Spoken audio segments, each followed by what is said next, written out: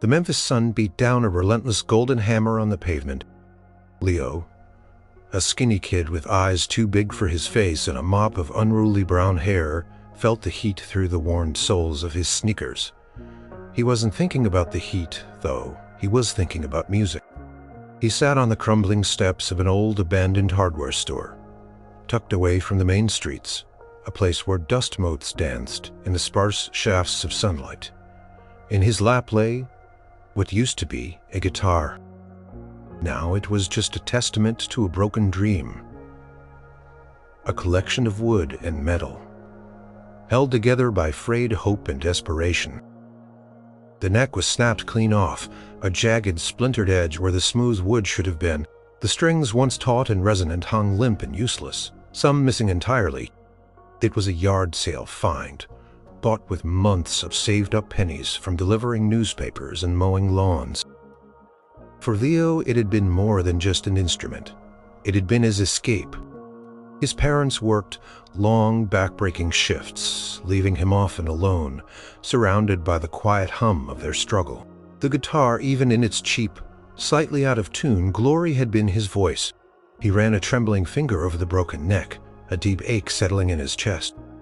He'd been trying to fix it for weeks, using Elmer's glue and strips of old t-shirt, but it was useless.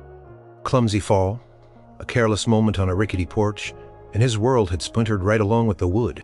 Leo was 14, an age where dreams felt both impossibly distant and maddeningly close. He knew every song Elvis Presley ever sang, could hum the guitar solos note for note even if he couldn't play them himself. Elvis was from Memphis. Elvis was a legend. For Leo, Elvis was proof that someone from their very streets could touch the stars. He picked up a loose string and plucked it gently.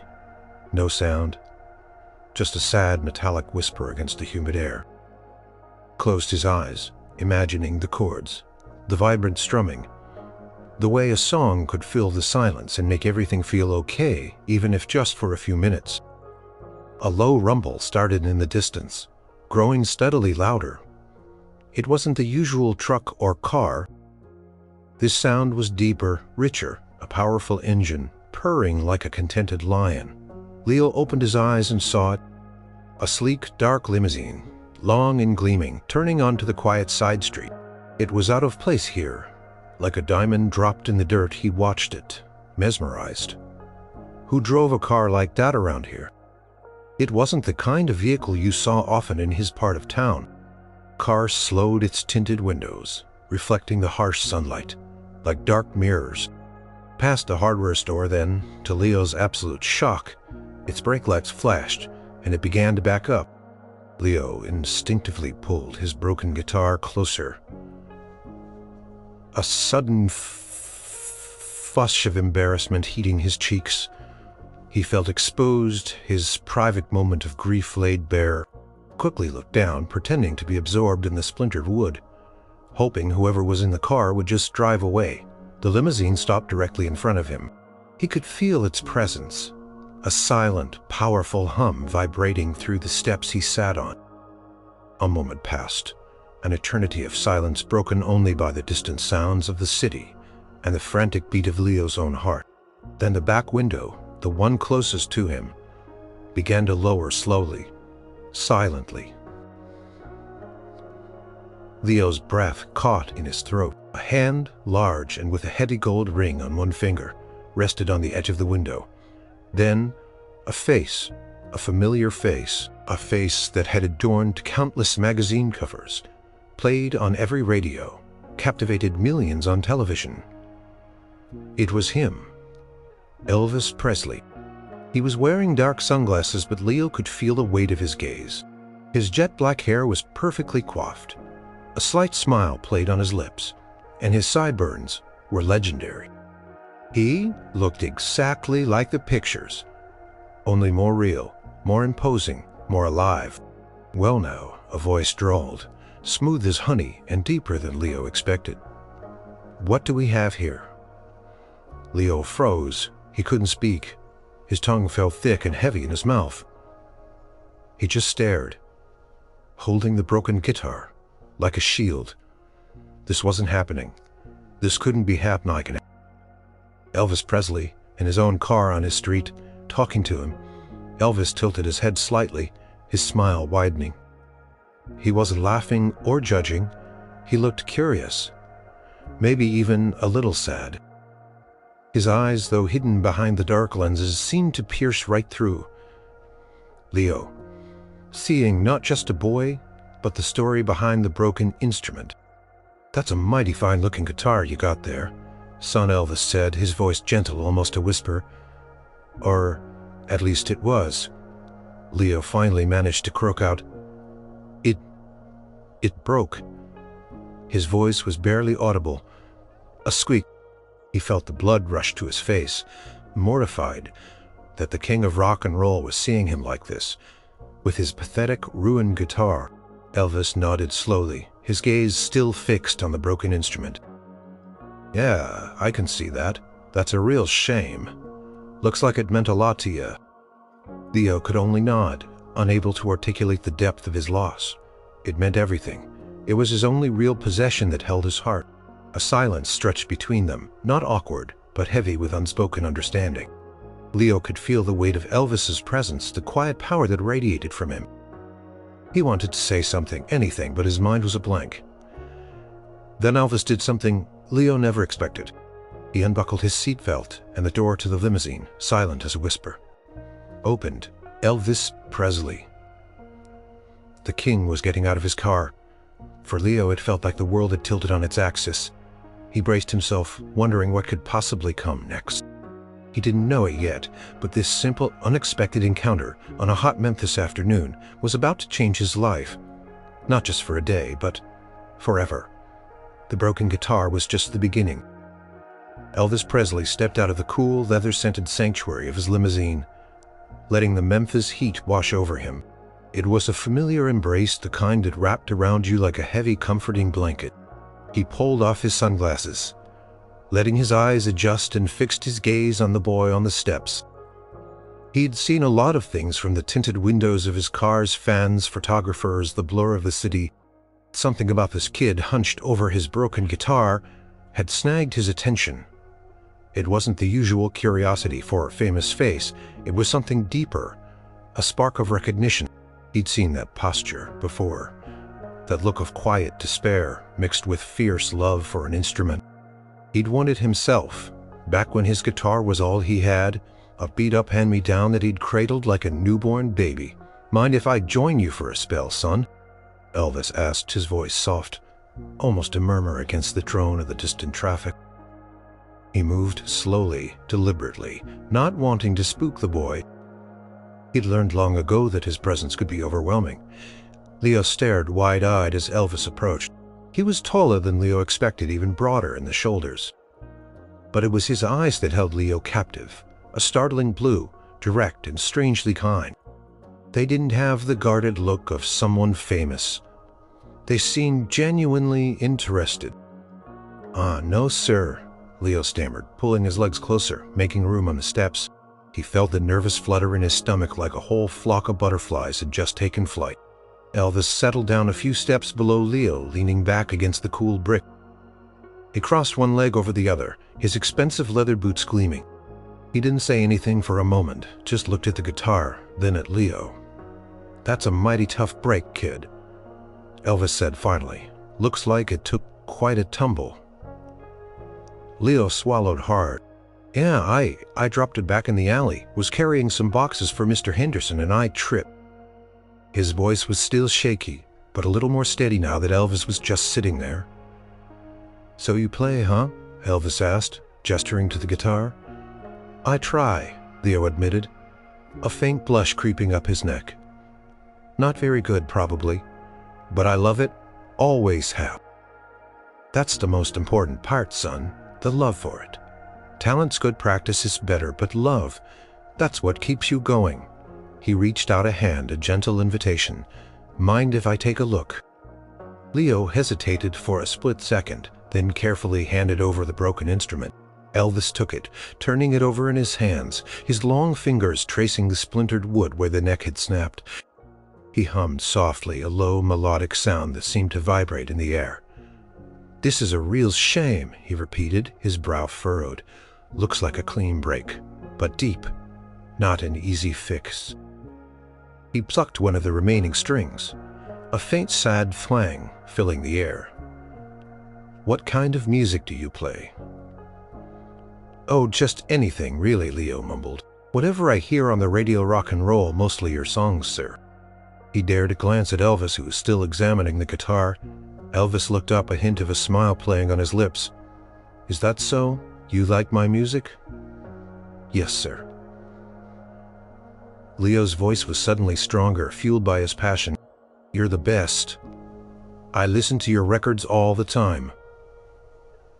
Heartbreak Hotel is my favorite, and Jailhouse Rock. The way you move, and the way the guitar sounds. It's incredible." Elvis chuckled. "A warm, genuine sound. Well, I appreciate.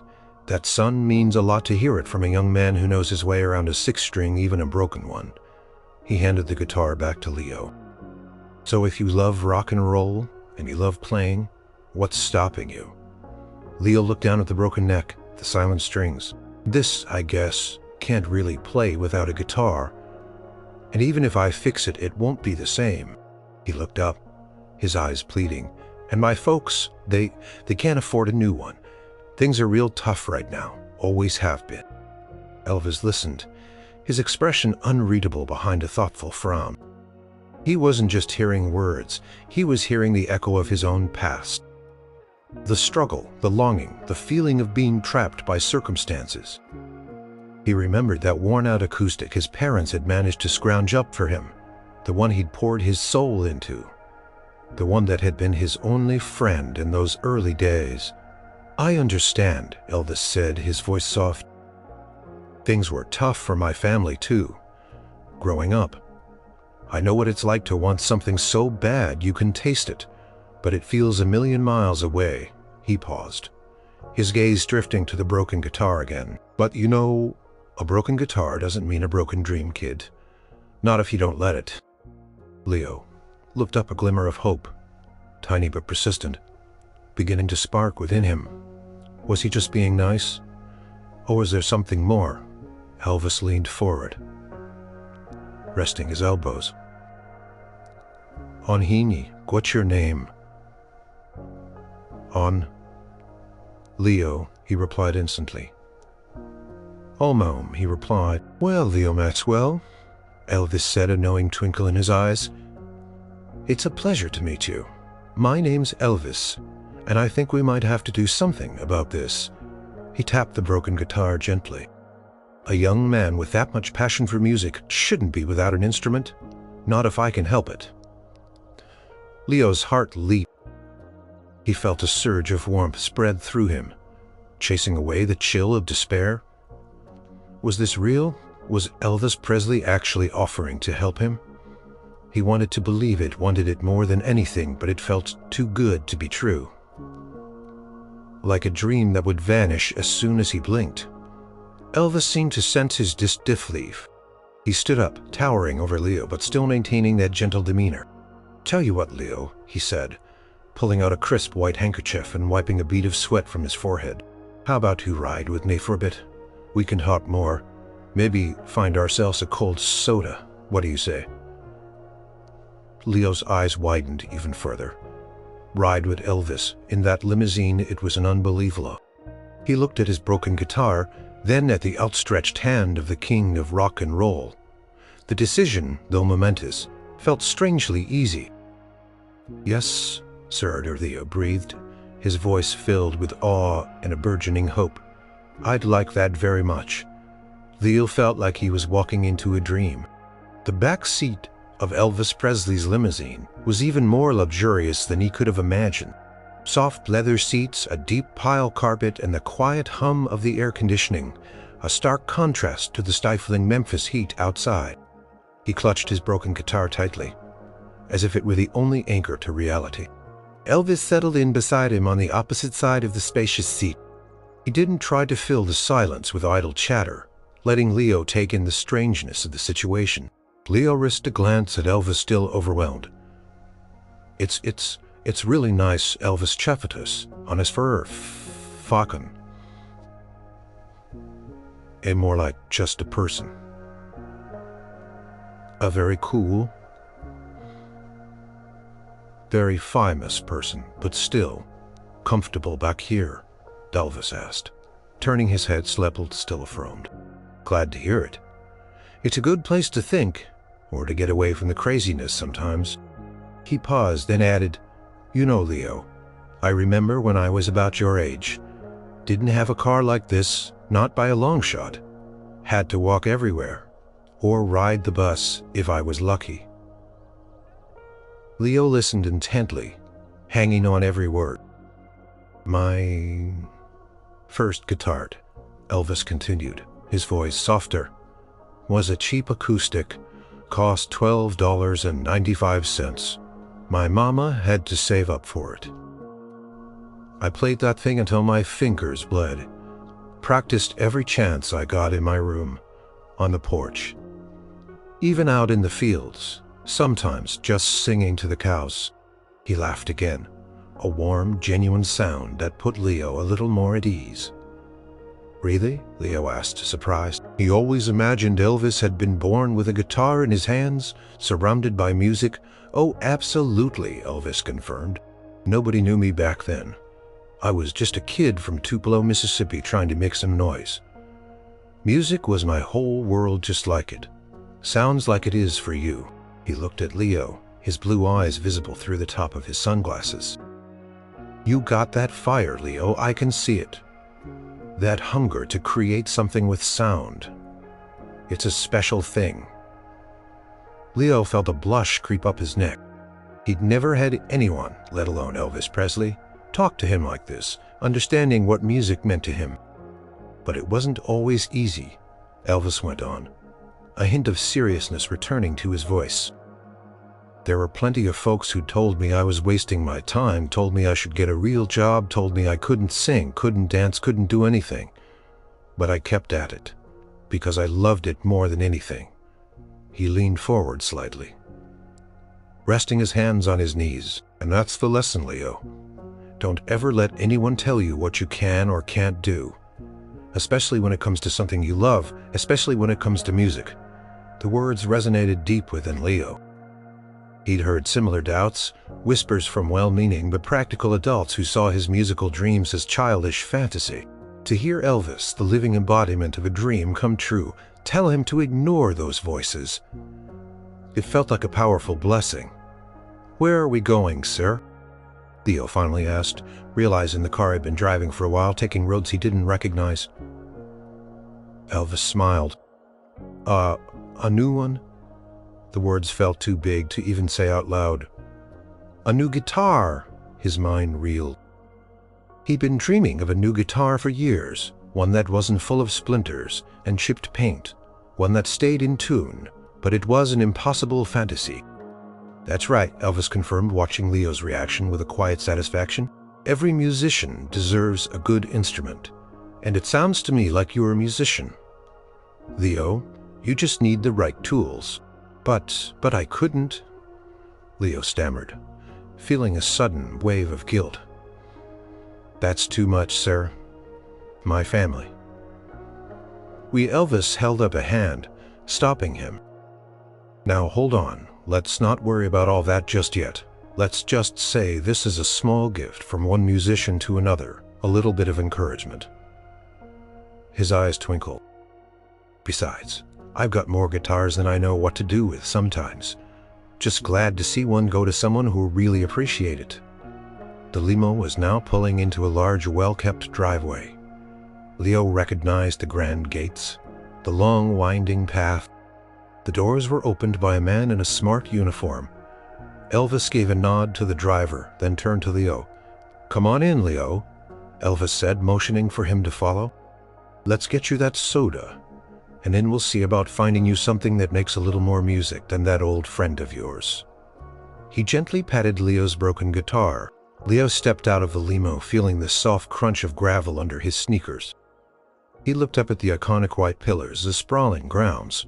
This was where Elvis lived. This was where he made his music, where he came home to. And now Leo was here. He followed Elvis up the steps, his mind buzzing with a mixture of disbelief and surging hope. This wasn't just a simple encounter anymore. This was becoming something else. Entirely. Something truly incredible. He clutched the broken guitar even tighter, knowing that this shattered instrument had somehow, impossibly, led him to the threshold of a new beginning.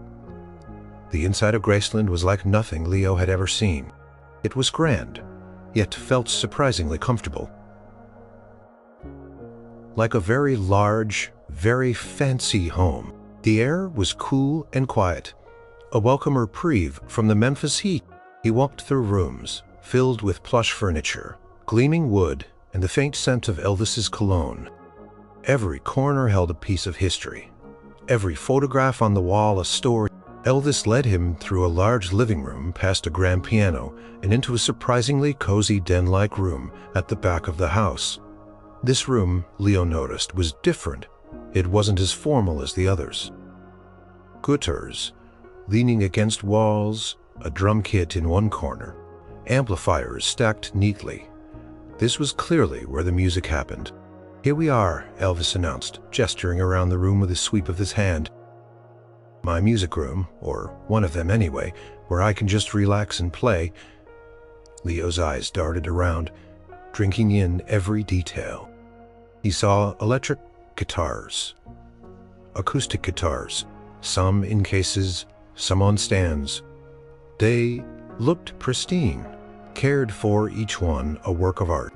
His broken guitar suddenly felt even more pathetic in his hands. "Can I get you that soda now?" Elvis asked, moving towards a small, built-in bar. "Or a Coke, whatever you like." "A Coke would be great," Sir Leo managed, still awestruck. Elvis poured 2 Cokes, the fizz sounding loud in the quiet room. He handed one to Leo, who took a grateful sip. Cold liquid was refreshing, cutting through the dryness in his throat. "So," Elvis began, leaning against the bar, "about that guitar, I think we can do better than trying to glue that old one back together, don't you?" Leo nodded, his eyes fixed on a beautiful sunburst electric guitar leaning against a vintage amplifier.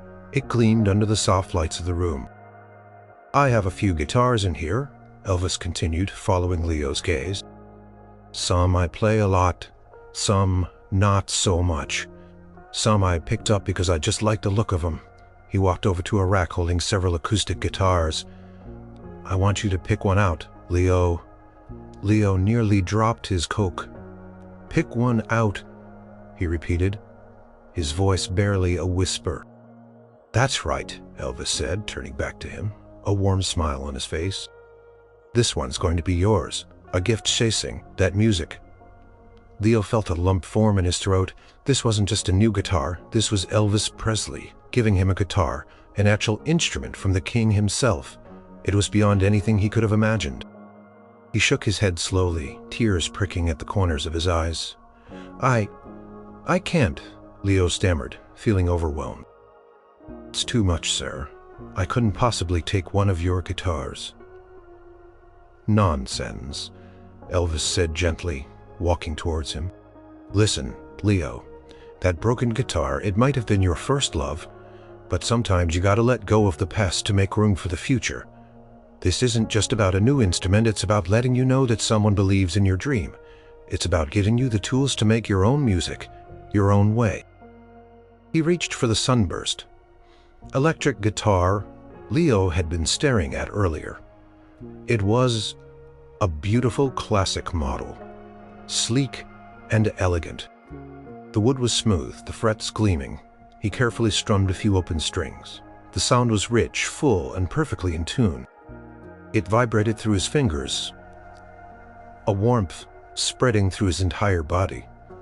It was a sound he'd only dreamed of.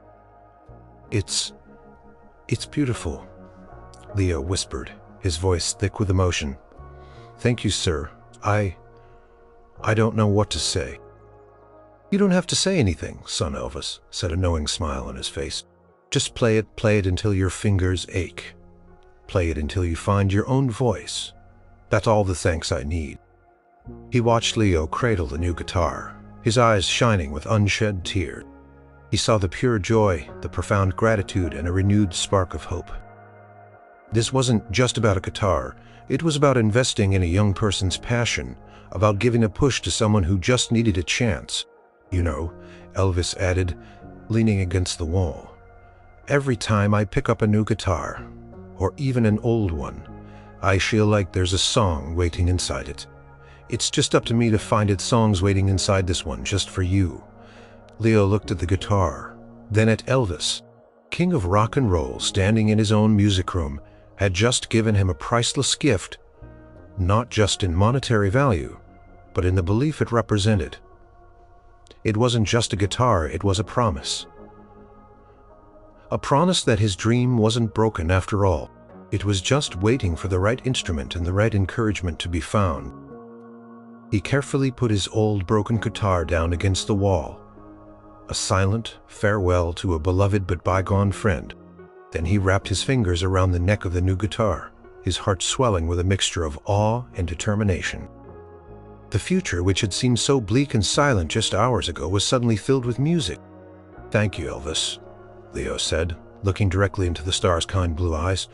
He didn't say "sir" this time. It felt more personal, more real. And Elvis just nodded, a knowing smile on his face, understanding the unspoken depth of Leo's gratitude. "So, Leo," Elvis said, pulling up a comfortable armchair for himself, "you mentioned you play my songs. Care to show me?" He gestured to the new guitar in Leo's hands. Leo's heart hammered. Play for Elvis in his own music room? It was one thing to dream about playing for thousands of people, but performing for the king himself felt like a whole different kind of pressure. He was still trembling slightly from the sheer shock of receiving the guitar. I don't know," Leo stammered, feeling a sudden wave of shyness. "I'm not very good.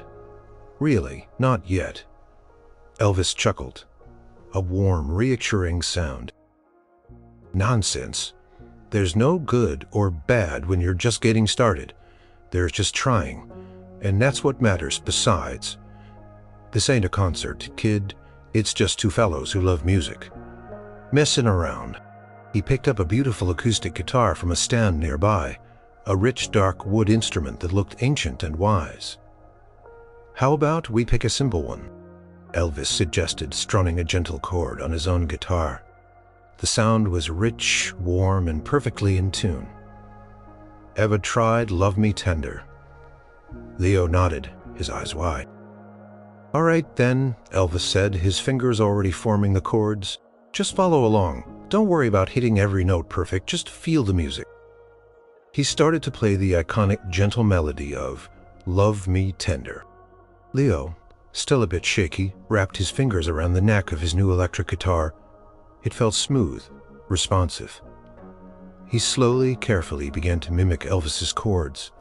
The sound, even his clumsy attempt, was beautiful.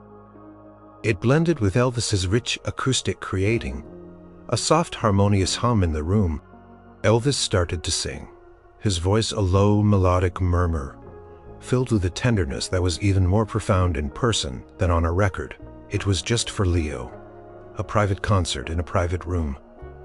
Love me tender, love me sweet, never let me go. Leo focused, trying to ignore the surrealness of the moment, concentrated on his fingers, on the simple chord changes, on the gentle rhythm Elvis was laying down as they played. A strange calm settled over him. The fear and awe began to recede, replaced by the sheer joy of making music. He found himself humming along then, almost without thinking. He started to sing the second verse, a little shyly at first, then with more confidence as Elvis nodded encouragingly. When the song ended, the quiet of the room seemed even deeper, filled with the echo of their combined music. Elvis smiled. "See?" he said, a proud glint in his eye. He put his acoustic down and picked up an electric bass from another stand. "How about something a little more upbeat, you know?" "Hound dog?" Leo's eyes lit up. "Yes. Oh, yes, sir." Elvis grinned. "All right, let's turn up the volume a little then." He walked over to an amplifier and flicked a switch, a soft hum filling the air. "Let's see what this new beauty of yours can really do." He started the iconic bass line of Hound Dog, a simple driving rhythm that immediately made Leo's foot tap. Leo, no longer shy, started to strum the powerful opening chords on his electric guitar. The sound was electrifying, loud and clear, filling the room with raw energy. He felt the vibrations of the guitar against his chest, a powerful, invigorating sensation. Elvis started to sing, his voice full of that famous swagger, his hips swaying supplely to the beat. Leo found himself grinning, lost in the music. He was playing Hound Dog with Elvis Presley. They played for what felt like hours, moving from Hound Dog to Jailhouse Rock, then to Blue Suede Shoes. Elvis would switch instruments. Sometimes he'd play the bass, sometimes an electric guitar, sometimes just clap out a rhythm. He showed Leo a few simple riffs, explaining how to make the notes bend, how to give the music a little more oomph. Taught him a simple blues progression, showing him how just 3 chords could tell a whole story. "It's all about feeling it, Leo," Elvis said at one point, his eyes gleaming with passion. "The notes are just the tools, the emotion, that's the magic. If you don't feel it, nobody else will." He watched Leo's fingers fumble a bit, but he saw the determination in the boy's eyes, the fierce concentration. "Don't worry about being perfect," Elvis advised gently. "Nobody's perfect. Not even me. Just keep practicing every day. It's like building a muscle. The more you use it, the stronger it gets." As the afternoon light began to soften, outside the windows casting long shadows across the music room, Elvis put his guitar down. "You've got a good ear, Leo," he said, sounding genuinely impressed. "And you learn fast. That's a gift." Leo carefully placed his new guitar on a stand, his fingers still tingling from the vibrations. He felt exhausted, but in the best possible way. It was the most alive he had ever felt. "Thank you, Elvis," Leo said, his voice full of reverence. "Thank you for the guitar. And for playing with me. That was the most amazing thing that's ever happened to me." Elvis smiled, a genuine warmth radiating from him. "It was my pleasure, Leo. Always good to jam with someone who loves the music. It reminds me why I do it." He paused, his expression turning a little more serious. "This isn't just about a guitar, Leo, or about a jam session." Leo looked at him curious. "This is about what you do next," Elvis continued, his voice low and thoughtful. "This guitar is just a start, a key maybe. But you're the one who has to open the door." He looked at Leo intently. "Tell me, Leo, what do you really want to do with this music? What are your dreams?" Leo hesitated, then looked at the gleaming new guitar, then back at Elvis. This was his chance, his moment to say it, all his true desires laid bare.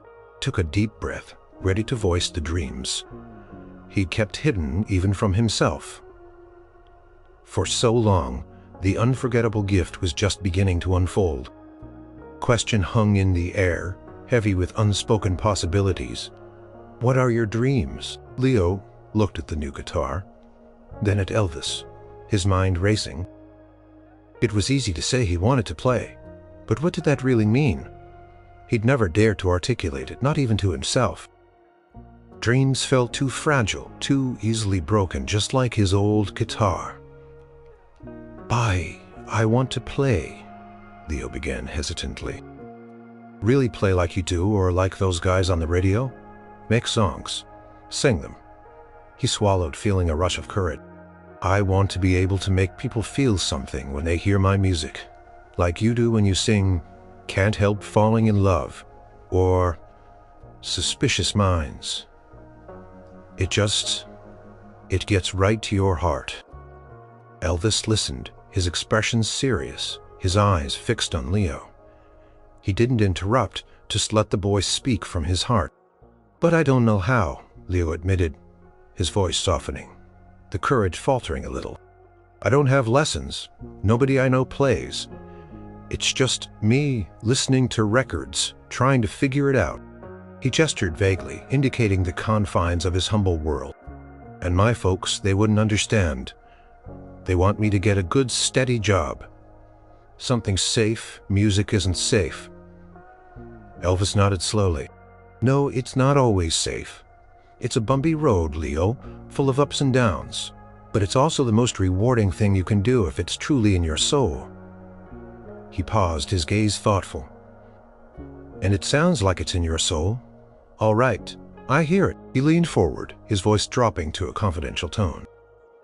"Tell me about your family, Leo. Your mom and dad? What do they do?" Leo explained about his parents, their long shifts, the financial struggles, the constant worry that etched lines on their faces. He told Elvis how they worked hard, always putting food on the table, but how there was never any extra for things like guitar lessons or even a new set of strings. "They're good people," Leo concluded. They don't see how music can be a way out. They just see the struggle, I guess." "They want to protect you," Elvis said gently. "Keep you safe. And that's a good thing. My folks were the same. They wanted me to get a trade. Something reliable, but I just couldn't shake that feeling. That pull towards music." He stood up and walked to the window, looking out at the sprawling grounds of Graceland. "I was lucky, Leo. I had people who saw something in me, who gave me a chance, took a risk, and I believe in paying that forward." He turned back to Leo, his blue eyes intense. "You've got that talent, kid. And you've got the heart. That's more than half the battle right there. What you need now is a path, a way to learn, to grow, to turn that passion into something real." Leo looked at him, a flicker of hope turning into a steady flame in his chest. Was Elvis talking about more than just a guitar now? "There are schools," Elvis mused almost to himself. "Places where young musicians can really hone their craft, or mentored people who can teach you the business, the ropes." He walked over and picked up Leo's old broken guitar, turning it over in his hands. "This here is a testament to your perseverance, but you deserve something more than just making do." Placed the broken guitar carefully back against the wall, next to the new gleaming one. "What if I told you that this guitar," Elvis said, gesturing to the new instrument, "is just the beginning? What if I told you there's a way for you to get the proper training, the proper guidance to truly explore your musical potential?" Leo's breath hitched. Are you talking about lessons, sir?" "More than just lessons, Leo," Elvis said, his voice full of conviction. "I'm talking about a real chance. A chance to go to a good music program, to learn from the best, to give yourself a solid foundation." He walked back to his armchair and sat down, leaning forward. "I know some people, good people, people who can help." Leo stared at him, speechless. A music program? That was something only rich kids did? Kids with parents who could afford tuition and instruments and extra classes. It was a world away from his own. "I can't," Leo finally managed to say, the word a whisper. "My family. We can't afford that. It's impossible." Elvis held up a hand. "I know. And that's where I come in. Consider it an investment in a promising young talent. A way to make sure that fire in your soul doesn't get put out." He looked at Leo with an unwavering gaze. "I'm offering to help you, to make sure you get that chance, to help your parents understand that this isn't just a pipe dream, but a real path for you if you work for it." He saw the disbelief, the hope, and the fear battling in Leo's eyes. It was a big leap, a monumental offer. "I'll talk to your folks if you want me to," Elvis offered. "Explain how important this is, how much potential you have, and I'll make sure the financial side of things is taken care of. You just focus on the music, on learning, on growing." Leo could only stare.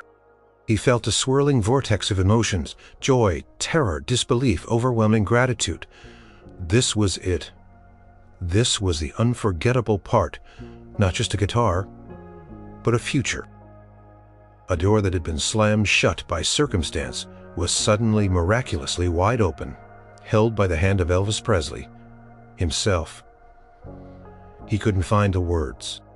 He just sat there, clutching the new guitar, feeling the weight of the dream that was suddenly, shockingly, within his reach. The silence in the music room stretched, punctuated only by the gentle hum of the distant air conditioning. Leo was still trying to process Elvis's words. A music program. Elvis paying for it. It was too much, too incredible, Leo finally whispered, his voice trembling with a mixture of hope and disbelief. You're not just saying that. Elvis's expression was serious, devoid of any hint of jest. Leo, I wouldn't say something like that if I didn't mean it. When I see something special, I believe in helping it grow. And I see something special in you. He leaned forward, his blue eyes piercing. Your passion, your ear, the way you listen, the way you hunger for music, those are all clear as day. You've got talent, son. It just needs to be nurtured. He paused, then continued. I know a few places, the Memphis College of Music, for example. It's got some excellent instructors, a solid program. It's a place where you could truly learn everything you need to know, from theory to performance, composition, the whole 9 yards. He'd seen the brochure once, picked it up from a public library, and then dismissed it. It was a fantasy too far out of reach. But my parents... Leo began, the practical concerns weighing heavily on him.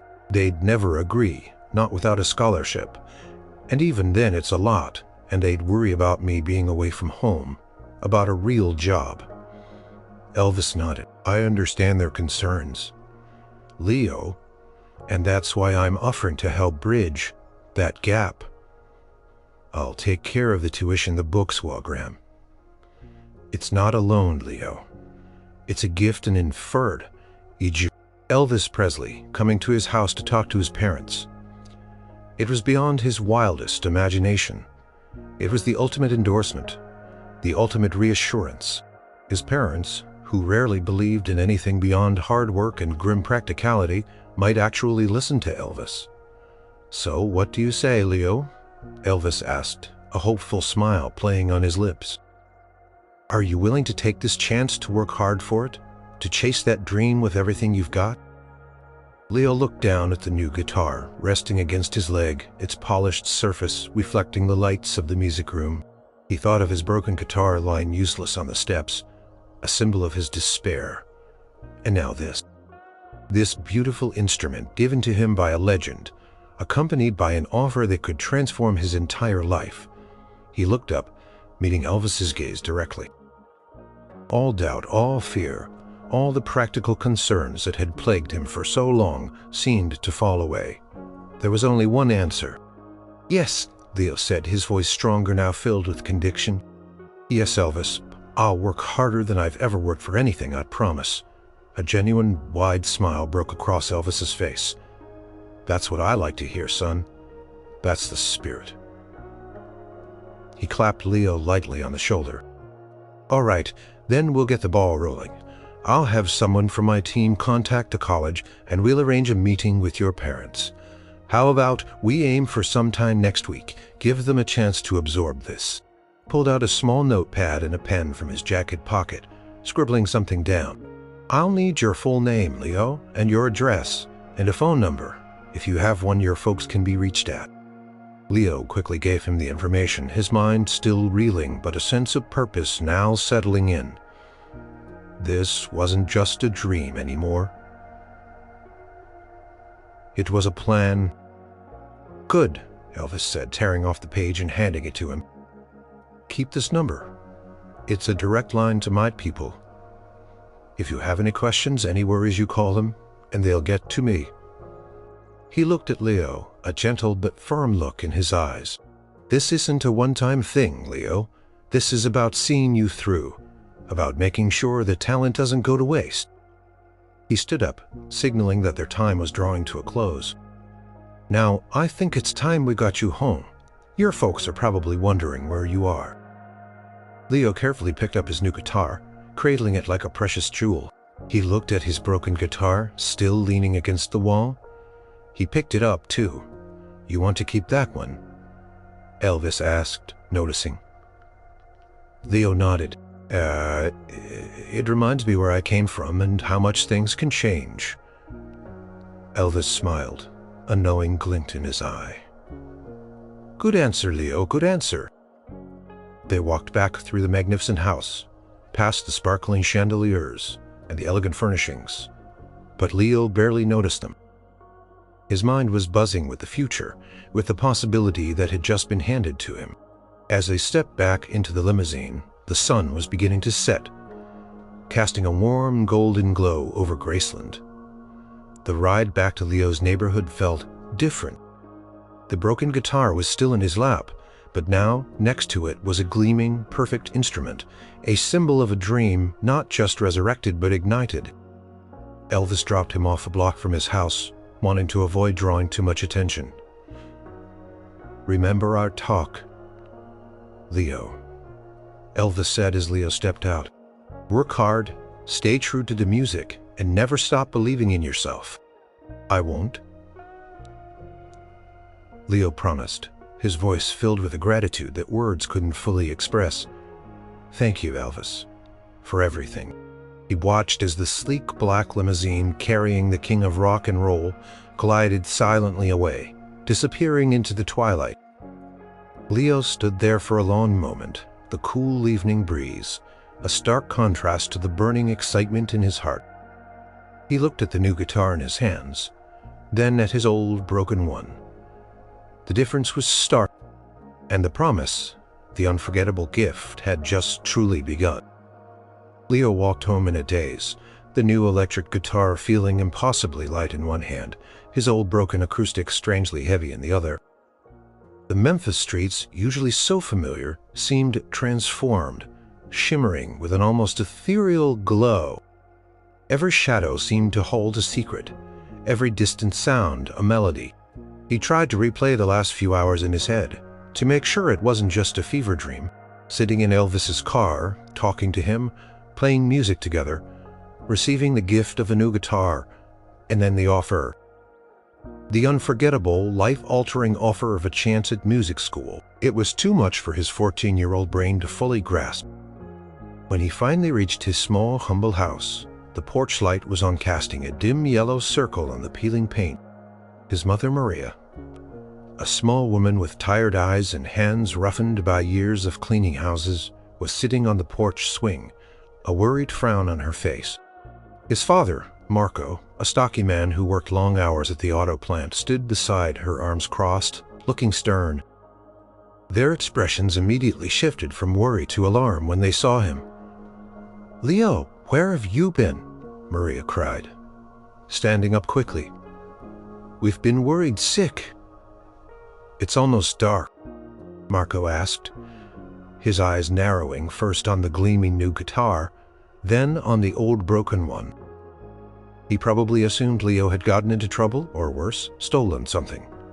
Leo swallowed, his heart pounding. This was the moment, the impossible explanation. "Mama, Papa," Leo began, his voice shaky but firm. "You won't believe what happened. I met someone." He held up the new guitar. "And he gave me this, and he wants to help me." Maria. "Hanmaro and gave you a guitar?" Maria asked, her voice laced with suspicion. "Leo, what foolishness is this? Did you get involved with some bad crowd?" No, Mama," Leo insisted, taking a deep breath. "It was Elvis Presley." A stunned silence fell over the porch. "Elvis? What are you talking about, son?" "Elvis Presley doesn't just drive around our neighborhood giving out guitars." "But he did," Leo pleaded, his voice rising in desperation. "He saw me sitting on the steps with my broken guitar, and he stopped and he talked to me, and he took me to his house, to Graceland." He felt a surge of frustration that they weren't believing him. How could they? It sounded so impossible. Graceland, Maria whispered, her eyes wide, but still skeptical. Leo, are you feeling all right? Did you hit your head? She reached out a hand to check his forehead. No, Mama, I'm fine. It's true. He played music with me, and he said he wants to help me go to music school, the Memphis College of Music. He said he'd pay for it. Leo laid out the offer, tumbling the words out quickly, afraid they wouldn't believe him if he didn't get it all out at once. Marco's face was a mixture of disbelief and anger. Music school? Leo, what kind of tall tale are you spinning? This is ridiculous. We can barely afford the rent, and you're talking about college, paid for by a rock star. He pointed a finger at the new guitar. And where did you get that? Are you sure you didn't just find it? Papa, no, Leo cried, tears pricking his eyes. He had expected disbelief, but not this level of suspicion. He gave it to me, and he said his people would call next week to set up a meeting with you. He wants to explain everything. Just then, the old rotary phone inside the house began to ring, a loud, insistent jingle that cut through the tension. Maria, still looking bewildered, went inside to answer it. Leo and Marco waited in tense silence. Leo clutched the guitar tighter. Maria's voice from inside the house was hushed, then a little louder, then even more hushed. Yes, yes, this is Maria Maxwell. Oh, I see. The Colonel's office? Yes, next week. For Leo. Yes, we can certainly make time. Thank you. Thank you very much. She emerged from the house, her face pale, her eyes wide with a new kind of shock. She looked at Leo, then at Marco, then back at Leo as if seeing him for the first time. That was them, Maria whispered, her voice trembling. From Colonel Parker's office. They said Mr. Presley would like to meet with us next week to discuss Leo's future. The anger and disbelief slowly drained from his face, replaced by a dawning comprehension, then awe. He looked at Leo, really looked at him, his gaze falling on the gleaming new guitar, then on the broken one. It's true, Maria breathed, a hand to her mouth. It's all true. A wave of relief washed over Leo, so powerful it almost buckled his knees. They believed him. Marco walked over to Leo, slowly reaching out a hand and touching the new guitar with a reverent finger. He then picked up the broken one, examining it, shaking his head. He looked at Leo, his eyes filled with a mixture of pride, confusion, and dawning hope. My son, Marco said, his voice gruff but soft, you met Elvis Presley. He shook his head again, a slow smile spreading across his face. And he gave you a new guitar. And he wants to help you with your music. He put an arm around Leo's shoulder, pulling him into a rare, awkward hug. Mihio, my son. Maria joined the embrace, tears now streaming down her face. Our Leo the musician. That night, Leo slept with the new guitar beside his bed, the broken one carefully placed at the foot, a reminder. He drifted off, not to the silence of his small room, but to the imagined sound of chords, melodies, and the unwavering belief of a king who saw a dream where others only saw a broken guitar. The unforgettable gift had truly landed. The week that followed was a blur for Leo. His parents, still reeling from the unexpected turn of events, treated him with a newfound reverence, a mix of pride and protective awe. Maria spent hours polishing the new guitar, admiring its smooth finish and rich color. Marco, usually quiet and reserved, found himself telling the story of Leo's encounter to anyone who would listen, always ending with a shake of his head and a disbelieving laugh. True to their word, a few days later, a sharp-suited man from Colonel Parker's office called to confirm the meeting. It was set for Saturday morning, right there in their living room. The day arrived bright and clear. Leo's small house, usually bustling with the sounds of daily life, was hushed. His parents, dressed in their best clothes, sat stiffly on the couch, looking nervous. Leo, in his cleanest shirt, sat opposite them, clutching his new guitar. He had been practicing diligently all week, his fingers aching but his spirit soaring. The man from Colonel Parker's office arrived precisely on time. He was polite, professional, and efficient. He introduced himself as Mr. Jenkins, Elvis's personal assistant for special projects. He didn't mention Elvis directly, but everything he said was clearly on the king's behalf. Mr. Jenkins spoke calmly and clearly, explaining the offer in detail. Presented official-looking documents outlining the full scholarship to the Memphis College of Music, covering tuition, books, and even a modest stipend for Leo's living expenses, should he choose to live on campus, though Leo quickly clarified he'd be commuting from home. He explained how Elvis was passionate about nurturing young talent and how he saw immense potential in Leo. Mr. Presley believes in giving back to the community that has given him so much, Mr. Jenkins explained, his voice smooth. He was particularly touched by Leo's dedication and his love for music, even in the face of adversity. He wants to ensure that Leo has every opportunity to develop his extraordinary gift. Maria and Marco listened, their initial skepticism slowly dissolving into a profound sense of wonder. Mr. Jenkins answered all their questions, patiently addressing their concerns about Leo's education, his future, and the practicalities of such a grand gesture. He assured them that this was a genuine offer with no strings attached beyond Leo's commitment to his studies. By the end of the meeting, Maria was openly weeping, tears of relief and gratitude. Marco, though still stoic, shook Mr. Jenkins' hand with a firmness that spoke volumes. They signed the papers, their hands trembling slightly.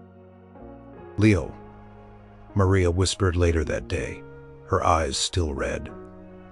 This is a miracle, a true miracle. You must work harder than anyone, my hero, Marco said, placing a heavy hand on Leo's shoulder. This is a chance that few people ever get. Do not waste it. Leo nodded, a fierce determination burning within him. He wouldn't waste it. He couldn't. Weeks turned into months. Leo started classes at the Memphis College of Music. The other students seemed so much more experienced, so much more knowledgeable. He learned about music, theory, composition, performance techniques. He spent hours in practice rooms, his fingers flying over the fretboard of his Elvis-gifted guitar, perfecting chords, scales, and complex riffs. His teachers recognized his raw talent and his incredible work ethic. They praised his natural ear and his passionate dedication. He absorbed every lesson, every piece of advice like a sponge. Sometimes, during a particularly frustrating practice, Leo would feel a flicker of doubt. Was he good enough? Was this really for him? But then he would remember Elvis. He'd remember that quiet afternoon in the music room, the shared chords, the king's genuine smile, his words, "Don't ever let anyone tell you what you can or can't do. You've got that fire, Leo." Those words, imbued with Elvis's powerful belief, became his mantra. They pushed him through every challenge. Every late night of study, he never saw Elvis in person. Again, after that day, Mr. Jenkins handled all the official communications. But sometimes Leo would catch a glimpse of the king's limousine driving by, or see his face on a billboard. And each time he would feel a surge of gratitude, a silent acknowledgement of the man who had changed his life. Leo's skills grew exponentially. He was making music. He started to write his own songs, pouring his experiences, his hopes, and his dreams into melodies and lyrics. He discovered a voice within himself. He never knew he had a unique blend of rock, blues, and country infused with the heart of Memphis. One evening, sitting in his room, surrounded by music, books, and sheet music, Leo picked up his old broken guitar. He ran his hand over the splintered neck, then looked at the new gleaming instrument on its stand. He smiled. The old guitar had been a symbol of a dream broken. The new one, and the opportunity it brought, was a testament to a dream reborn, powered by the incredible, unforgettable generosity of a legend. He knew with a certainty that settled deep in his bones that his first step onto this new path was just the beginning of a lifelong journey. A journey made possible by the king. Years passed, stretching into 2 decades, then 3. The Memphis sun still beat down, but now Leo Maxwell walked its streets with a different stride. He wasn't the skinny kid with the broken guitar anymore. He was a man, a respected musician, a working artist who had made his mark on the vibrant Memphis music scene and beyond. He wasn't a global superstar like Elvis, not a king by any measure, but he had achieved his dream. He made a living playing music, writing songs, recording albums, and touring small clubs and theaters across the country. His music, a soulful blend of rock, blues, and gospel, was critically acclaimed and cherished by a loyal fan base. He had found his own voice, his own sound, distinct and true. Leo still lived in Memphis, not far from his childhood home. He had bought his parents a comfortable, modest house in a quieter part of town, ensuring they never had to worry about money again. They were older now, their faces softer, their eyes still holding that quiet pride. Whenever they saw him on stage or heard his songs on the radio, they understood now they had seen the path music had forged, for their son a path far beyond their wildest imagining. Every year, on the anniversary of that sweltering summer day, Leo would find himself thinking of Elvis. The king had passed away many years ago, his legacy growing even larger with time. Graceland remained a pilgrimage site, a testament to his enduring impact. Leo himself had become something of a mentor to young, aspiring musicians in Memphis. He opened a small studio, giving free lessons and recording time to kids who showed passion but lacked resources. He saw himself in their hungry eyes, in their eager but sometimes clumsy fingers. He always told them his story, the one about the broken guitar and the unexpected encounter. One afternoon, a young girl named Maya, no older than Leo had been that fateful day, sat across from him in his studio. She had a battered old acoustic guitar, its strings rusty, its body scarred. She played a simple, heartfelt tune. She'd written her voice clear and strong, despite her nervousness. When she finished, she looked up at him, her eyes shining with hope and trepidation. "That's a beautiful song, Maya," Leo said, his voice gentle. "And you have a real talent. Keep writing, keep playing." He noticed her guitar's worn frets, the cheap tuners. "But this old friend of yours could use some TLC, huh?" Maya shrugged, a sad smile on her face. "It's all I've got, Mr. Maxwell. My folks, they work hard, but there's no money for fancy guitars or lessons." Leo smiled, a knowing, understanding smile. "I know exactly how that feels, Maya. I had a guitar just like that once, maybe even worse." He paused, then walked over to a display case in his studio. Inside, carefully mounted and preserved, were two guitars, one a pristine, gleaming, sunburst, electric-lit, brand new. The other next to it was an old cheap acoustic, its neck snapped clean off, its strings dangling like dead vines. Maya looked at them curiously. "What are those, Mr. Maxwell?" Leo picked up the broken acoustic, holding it gently. "This," he said, his voice soft with memory, "was my first guitar. It broke, and I thought my dream broke with it." He then picked up the electric guitar, its weight familiar and comforting in his hands. "And this was a gift from someone who believed in me when nobody else did. Someone who gave me not just an instrument, but a chance. A future." He put the electric guitar back and then looked at Maya, his eyes full of warmth. "This is where I learned that a broken guitar doesn't mean a broken dream, Maya. It just means you need a new one. And sometimes you need someone to help you find it." He walked to a different part of the studio where several well-maintained but unused guitars hung on a rack. "Now," he said, picking out a beautiful solid acoustic guitar, its wood gleaming, its strings fresh, "I think it's time this old friend found a new home, with someone who'll really appreciate it." He held it out. "You're giving it to me?" "It's yours, Maya. No strings attached. Just play it. Play it until your fingers ache. Play it until you find your own voice. That's all the thanks I need." He saw the pure joy, the dawning hope, the unshed tears in her eyes, the same emotions he had felt that day so long ago. As Maya carefully took the guitar, her hands trembling, Leo watched her, a profound sense of satisfaction filling him. He had never forgotten. Not the kindness, not the belief, not the generosity of Elvis Presley. The king had given him more than a guitar. He had given him a path, a purpose, a belief in himself that had fueled his entire life. And now Leo was paying it forward, passing on that unforgettable gift, one note at a time, ensuring that the legacy of sound, sparked by a broken guitar and a rock and roll legend, would continue to resonate, generation after generation. The king would have been proud.